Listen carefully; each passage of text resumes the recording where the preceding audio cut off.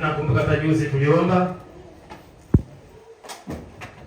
Wajua maisha yetu tunayoishi kila mtu ndio anayejua. Vile ambavyo unamkaribia Mungu wewe ndio unayejua. Vile unatafuta uso wa Kristo Yesu wewe ndio unayejua. Tunakuja hapa ili tupende maarifa. Tukisema tuombe, mwingine anakuta haombi. Ndio kwanza naangalia tu watu wengine wanaombaje. Na hiyo ni huzuni kubwa sana kwa mtu anayesafiri. Hapa duniani sisi tunapita. Wenyeji wetu ni mbinguni. Na kama ni kuondoka duniani, watu wanaondoka sio mpaka waugue. Wanaondoka tu. Kwa hiyo ni vizuri sana uangalie wewe maisha yako yanakwendaje. Haya niliyosema kwa baada ya hiyo nguvu lazima uangalie kwamba je, katika maisha yangu mimi nakwama wapi? Inawezekana nakwama maeneo mbalimbali kwa baadhi ya mambo ya kiroho. Na ukishakwama mambo ya kiroho, kwa vyote vile na mambo ya mwilini unaweza kufeli. Kwa sababu mtu ambaye umeokoka unamtegemea zaidi huyu Yesu. Unaitegemea sana hiyo nguvu. Kwa hiyo maeneo mengi sana unaweza kufeli.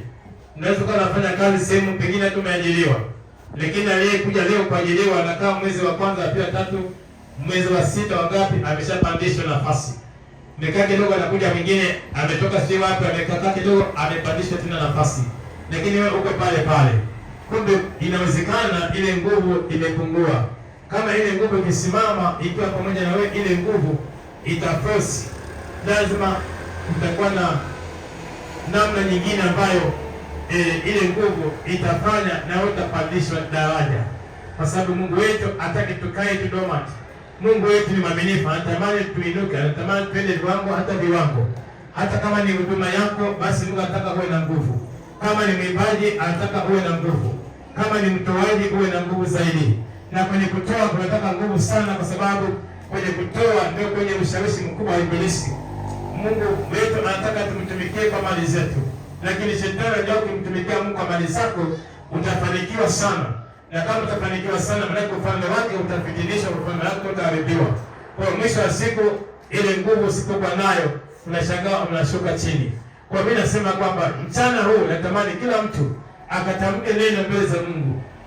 Mwambie Bwana Yesu, kiwango changu ambacho niko nacho ni kiasi hiki hapa, lakini sasa Mungu naomba niongezee kiwango zaidi. Hii nguvu ijae zaidi katika maisha yangu.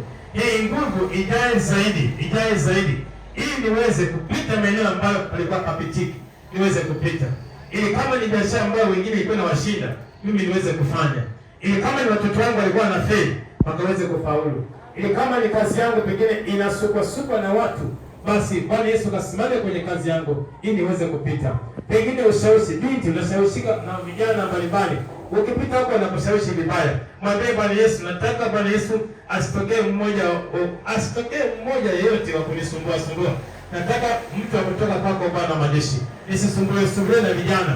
Wewe ni kijana, inawezekana mabinti wanakusumbua. Simu zinakuja kila wakati, zinatoka mashariki, magharibi, kusini, kaskazini, unasumbuka baba, unasema, "Kwani mimi na tatizo gani?" Nasema, ile nguvu kiipokea ile nguvu ina limit. Utaona simu zote zimenyoa chini, hazipo tena. Unasubiria simu ya kutoka mbinguni tu ambayo Bwana atairuhusu.